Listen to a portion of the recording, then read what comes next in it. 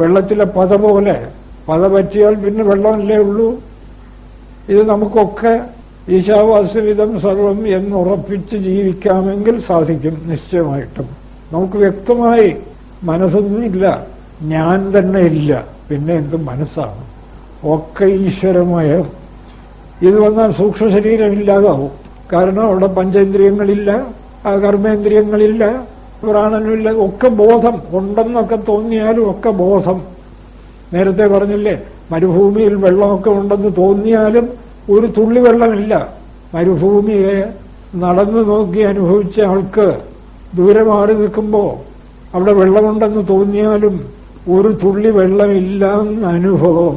അതുകൊണ്ട് ഞാനിത് എടുത്തു പറയുന്നത്, ഇതൊക്കെ ആയാലും ചിന്തയുണ്ടെന്ന് തോന്നിയില്ലേ സാർ, പ്രാണനുണ്ടെന്ന് തോന്നിക്കോട്ടെ, പക്ഷെ ഇല്ല എന്ന അനുഭവം. കാരണം ഒരു ബോധമേ ഉള്ളൂ. ഇവയൊക്കെ ഇല്ലാത്ത മായ, ഞാനേ ഇല്ല, ഒരു ബോധം, ഒരു ബ്രഹ്മതത്വം മാത്രം. ഇനി ഏത് മനസ്സ്, ഇനി ഏത് ഇന്ദ്രിയങ്ങൾ, ഇനി ഏത് കർമ്മേന്ദ്രിയങ്ങൾ, ഇനി ഏത് പ്രാണന്മാർ ഒക്കെ ഉണ്ടെന്ന് തോന്നുന്നെങ്കിൽ തോന്നിക്കോട്ടെ, ഇല്ലേ ഇല്ല. ഇത് ഉറപ്പു വരുന്ന ആൾക്ക് സൂക്ഷ്മ ശരീരം ഇല്ലാതാകുന്നു. സൂക്ഷ്മ ശരീരം ഇല്ലാതായാൽ മോക്ഷം. അതുവരെ അഴലഴും അഞ്ചിതളാറുന്ന 2 തട്ട് ബാക്കി നിൽക്കും. സ്ഥൂലശരീരം ഇടയ്ക്കിടയ്ക്ക് വിട്ടുപോകും, പക്ഷെ വീണ്ടും വന്നു ചേരും. സൂക്ഷ്മ ശരീരം വിട്ടുപോകാത്രത്തോളം കാലം സ്ഥൂലശരീരം വീണ്ടും വന്നു ചേരും. അപ്പോൾ ഈ 2 തട്ട് ബാക്കി നിൽക്കും. നിഴലുരു, ഉറക്കത്തിൽ അനുഭവിക്കുന്ന ആ കറുത്ത ഇരുണ്ട മറ ബാക്കി നിൽക്കും. നിഴൽ സ്വരൂപം, കാരണശരീരം. ഇപ്പൊ മനസ്സിലായില്ലേ? അഴലെഴുന്നെന്താ? ഇതൊക്കെ ദുഃഖപ്രദമാണ്. കണ്ടു കാണിക്കുന്ന രൂപം, എന്നിട്ട് പ്രേരിപ്പിക്കുന്നു പല ദുഃഖങ്ങളും അതിനെ തുടർന്നുണ്ടാകുന്നു. പഞ്ചേന്ദ്രിയങ്ങളുടെ അനുഭവമെല്ലാം ദുഃഖപ്രദം. അതുകൊണ്ടാണ് അഴലെഴും. തൽക്കാലം ചില സുഖങ്ങളൊക്കെ ഉണ്ടെന്ന് തോന്നുന്നു, പക്ഷെ അതിലൊറ്റ ദുഃഖത്തിന് അവ കാരണമായിത്തീരുന്നു. അവസാനമാകുമ്പോഴോ സ്ഥൂലശരീരം വിട്ടുപോകുമ്പോൾ പരമ ദുഃഖം. അതുകൊണ്ട് പഞ്ചേന്ദ്രിയങ്ങളുടെ അനുഭവങ്ങളൊക്കെ അഴലെഴുതുന്നവയാണ്. ഉള്ളിലും ചൂടുണ്ടാക്കുന്നവ. അഴലെഴും 5 ഇതളാർന്ന് 5 തിരി ഇങ്ങനെ ചൂടുണ്ടാക്കി. അതായത് തിരിയിൽ അഗ്നി കത്തിയാൽ ചൂടല്ലേ? ആ ചൂടുണ്ടാക്കുന്ന 5 തിരികൾ കത്തുന്ന 2 തട്ട്, സ്ഥൂലശരീരവും സൂക്ഷ്മ ശരീരവും. അത് വ്യക്തമായിട്ട് മനസ്സിലാകുന്നുണ്ടല്ലോ. അഴലെഴും 5 ഇതളാറുന്നു 2 തട്ടായി തിരിയും. അവ ഇങ്ങനെ മാറി മാറി വരുമേ. മരണത്തോടുകൂടി സൂക്ഷ്മശരീരം വീണ്ടും സ്ഥൂലശരീരം സ്വീകരിക്കും. ഓരോ ജനനഭ്രമം വരുംതോറും സൂക്ഷ്മശരീരവും സ്ഥൂലശരീരവും മാറി മാറി വന്നുകൊണ്ടിരിക്കും. അഴലെഴും 5 ഇതളാറുന്നു 2 തട്ടായി തിരിയും. അനാദി വിളക്ക്. ഇതെന്ന് തുടങ്ങി? ഈ സൂക്ഷ്മശരീരം എന്നാ വന്നത്? ആർക്കും പിടിയില്ല. അതല്ലേ ഇതിന്റെ ആദി എവിടെ? ഒരു പിടിയുമില്ല. നമുക്കാർക്കെങ്കിലും പിടിയുണ്ടോ? നമ്മുടെ മനസ്സ് എപ്പോഴാ തുടങ്ങിയത്? അത് ജനിച്ചപ്പോ തുടങ്ങി. അങ്ങനെയല്ല, ജനിച്ചപ്പോ തുടങ്ങിയതാണോ മനസ്സ്? ജനിക്കും മുമ്പേ ഉണ്ടായിരുന്നു. മനസ്സുള്ളത് കൊണ്ടല്ലേ ജനിച്ചത്. മനസ്സില്ലായിരുന്നെങ്കിൽ ആരാ ജനിക്കാൻ? അപ്പൊ ജനിക്കും മുമ്പേ ഉണ്ട് മനസ്സ്. എന്ന് തുടങ്ങി? ഒരു പിടിയുമില്ല. അനാദി വിളക്കു തൂക്കി ആത്മാ, ബോധം. ബോധത്തിലാണ് ഇതൊക്കെ സംഭവിക്കുന്നത്. ജീവബോധം, ഇവയിൽ പ്രതിബിംബിക്കുന്ന ജീവൻ. ആ ജീവനാണ് ഈ 2 ശരീരങ്ങളും കൊണ്ട് നടക്കുന്നത്. അനാദി വിളക്കു തൂക്കി ആത്മാ നിഴലുരുവായി. അതിനപ്പുറത്ത് കാണുന്ന ആ ഇരുണ്ട മറ കാരണ ശരീരം. അതിൽ നിന്നാണ് ബാക്കിയെല്ലാം പൊന്തി വരുന്നത്. ഉറങ്ങുമ്പോ കാരണശരീരവും ജീവനും, ഉണരുമ്പോ കാരണശരീരത്തിൽ നിന്നും സൂക്ഷ്മശരീരം പൊന്തി വരുന്നു. അതോടൊപ്പം സ്ഥൂല ശരീരത്തിന്റെ അനുഭവവും സംഭവിക്കുന്നു. പ്രപഞ്ചം മുഴുവൻ അനുഭവപ്പെടുന്നു. അങ്ങനെ സംസാരയാത്ര. അഴലെഴും 5 തളാറുന്നു 2 തട്ടായി ചുഴലും. അനാദി വിളക്ക്, ഇങ്ങനെ ചുറ്റിക്കറങ്ങുന്ന അനാദി വിളക്ക് തൂക്കി ആത്മാ, ജീവൻ നിഴലുരുവായി. നിഴല് കാരണശരീരം. നിഴലുരുവായി എരിയുന്നു. നെയ് മുൻപഴകിയ വാസന, പൂർവജന്മങ്ങളിൽ സഞ്ചയിച്ച രാഗദ്വേഷ വാസനകൾ.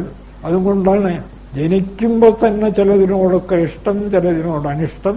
ഇതൊക്കെ എവിടുന്ന? ചിലരോടൊക്കെ ശത്രുഭാവം, ചിലരോടൊക്കെ മിത്രഭാവം, ഒക്കെ ഈ രാഗദ്വേഷ വാസന.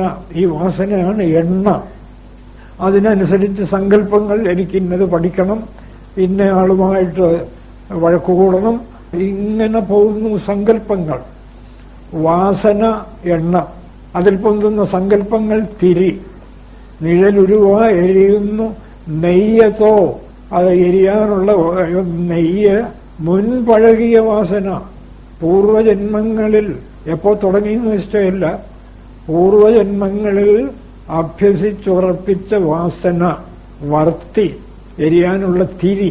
വർത്തി എന്ന് വെച്ചാൽ തിരി, വൃത്തി, സങ്കല്പം. എരിയാനുള്ള തിരി, സങ്കല്പം. ഇങ്ങനെ ഈ സംസാര യാത്ര അനാദിയായി തുടരുകയാണ്. അനാദിയാണെങ്കിലും സത്യം ഉറപ്പു വന്നാൽ ഇത് അവസാനിക്കും. അതാണ് മായ. അനാദി സാന്ത. മായ ആദി കണ്ടുപിടിക്കാൻ ഒക്കില്ല, പക്ഷെ അവൾ അവസാനിക്കും തീർച്ചയായിട്ടും. മനസ്സിനെ സത്യത്തിൽ പൂർണ്ണമായും ഉപശമിപ്പിച്ച് സർവത്ര ഈശ്വരഭാവം അനുഭവിക്കുമെങ്കിൽ മായ തീർന്നു. പിന്നെ എന്ത് മായ? രണ്ടില്ല, ഒരു ബ്രഹ്മം മാത്രം. കാണുന്നതൊക്കെ ബ്രഹ്മ. ഇനി എന്താ മായ? രണ്ടുണ്ടെന്ന് തോന്നുന്നിടത്താണ് മായ ആരംഭിക്കുന്നത്. വളരെ സ്പഷ്ടം. പറ്റുമെങ്കിലുമൊക്കെ ശ്രമിച്ചു നോക്കുക. വലിയ ബുദ്ധിമുട്ടൊന്നുമില്ല. ഞാനത് ശ്രമിച്ചു നോക്കി, വളരെയധികം ഫലിച്ചിരിക്കുന്നു. ഇപ്പൊ ഇവിടെ രണ്ടുമില്ല. ഇപ്പോഴേ ഞാൻ ജനിച്ചിട്ടില്ല, അപ്പൊ പിന്നെ ഇനി ജനിക്കും എന്ന പരിഭ്രമത്തിന് അവകാശമേ ഇല്ല. അതനുഭവിക്കാൻ കഴിയും. അതിനു വേണ്ടിയാണ് ഗുരുദേവൻ വ്യക്തമായി ഈ രൂപം നമ്മുടെ മുമ്പിൽ പ്രദർശിപ്പിക്കുന്നത്. അടുത്ത പദ്യത്തിൽ ഈ ഞാൻ എന്നൊക്കെ എന്താണെന്നുള്ളത് വ്യക്തമായി വിവരിക്കുന്നു. ഈ രണ്ട് തട്ടും കൊണ്ട് നടക്കുന്ന ഞാൻ, രണ്ട് തട്ടല്ല, നിഴലുരു ഉൾപ്പെടെയുള്ള 3 ശരീരവും കൊണ്ട് നടക്കുന്ന ഈ ജീവൻ ആരാണ്? ആ ജീവൻ ഈ ശരീരങ്ങളിൽ നിന്നൊക്കെ എങ്ങനെ രക്ഷപ്പെടാൻ കഴിയും എന്നൊക്കെ അടുത്ത പദ്യത്തിൽ വിവരിക്കുന്നു. അഴലും 5 ഇതളാറുന്നു, 2 തട്ടായി തിരിയും, അനാദി വിളക്ക് ഒക്കെ ഇപ്പോ സ്പഷ്ടമായല്ലോ. അനാദി വിളക്ക് തൂക്കി ആത്മാ, ജീവാത്മാവ്, പരമാത്മാവിന് ഇതൊന്നുമില്ല. അവിടുത്തെ കാനൽ ജലമാണിതൊക്കെ. കാനൽ ജലത്തിന്റെ ഒരു തുള്ളി പോലും മരുഭൂമിയെ ബാധിക്കുന്നില്ല. ജീവൻ ഉൾപ്പെടെ പ്രതിബിംബം. ജീവൻ കാനൽ ജലം. ചിത്തമില്ലെങ്കിൽ പ്രതിബിംബമില്ല. ജലപാത്രത്തിൽ വെള്ളമില്ലെങ്കിൽ സൂര്യന്റെ പ്രതിബിംബമില്ല. അപ്പോ ജലപാത്രത്തിലെ പ്രതിബിംബം കൃത്രിമമാണ്. ഉള്ളത് സൂര്യൻ മാത്രം. പ്രതിബിംബത്തിന്റെ ഉണ്ടെന്ന് തോന്നുന്ന യാതൊരു കുഴപ്പവും സൂര്യനെ ബാധിക്കുന്നതേയില്ല. വാസ്തവത്തിൽ പ്രതിബിംബത്തെപ്പോലും ബാധിക്കുന്നില്ല. പ്രതിബിംബം വെറും ഇല്ലാത്ത ഒരു തോന്നൽ. അതുപോലെ തന്നെ നമ്മുടെ ജീവഭാവം, സാക്ഷാൽ ബ്രഹ്മസ്വരൂപം, അനാദി വിളക്കു തൂക്കി ആത്മാ നിഴലുരുവായി എരിയുന്നു നെയ്യത്തോ. മുൻപഴകിയ പൂർവജന്മങ്ങളിൽ നിന്നും കൊണ്ടുവന്ന രാഗദ്വേഷവാസനകൾ. നെയ്യ് എരിയുന്ന തിരിയോ സങ്കല്പം. സ്പഷ്ടമല്ലേ? വാസനയിൽ നിന്നും സങ്കല്പം, സങ്കല്പങ്ങളിൽ നിന്നും പ്രപഞ്ചാനുഭവം, ഇന്ദ്രിയാനുഭവം. അതാണ് എരിയുന്ന അഴലെഴുന്ന 5 ഇതൾ. മുൻപഴകിയ വാസന വർത്തി വൃത്തിയത്രേ. വർത്തി തിരി, വൃത്തിയത്രേ. വാസ്തവത്തിൽ ഗുരുദേവൻ വെറും ഒരു വേദാന്തിയെപ്പോലെ തന്നെ ഗംഭീരനായ ഒരു കവിയും കൂടിയായിരുന്നു.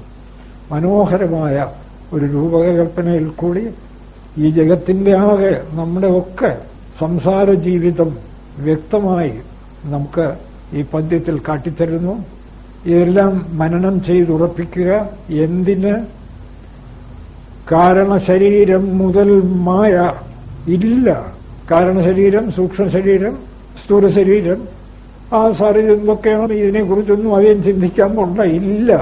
ഇല്ലാത്ത തോന്നലുകൾ അതും കൂടെ കാണിച്ചു തന്ന് അതിനപ്പുറത്തുള്ള പരമസത്യത്തെ കാട്ടിത്തരാനാണ് ഗുരുദേവന്റെ ശ്രമം.